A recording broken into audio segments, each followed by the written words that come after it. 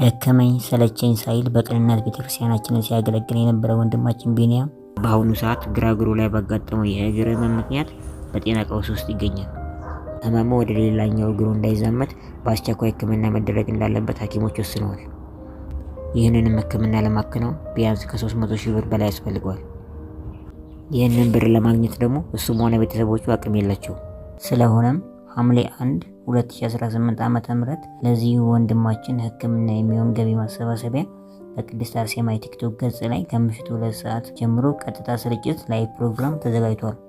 በዚህ ፕሮግራም ላይ በመገኘት በጸሎት በገንዘብና መልእክቱ ለሌሎች ሰዎች በማጋራት ወንድማችንን ዳግም በእግሩ ቆሞ እንዲሄድ እና ወደ መቅደሱም ገብቶ እንዲያገለግል የበኩላችንን ድርሻ እንድትወጡ እርስ በርሳችሁ ሸክማችሁን ተሸክሙ የተባለውን ቃል በተግባር የምናሳይበት ይሆንልን።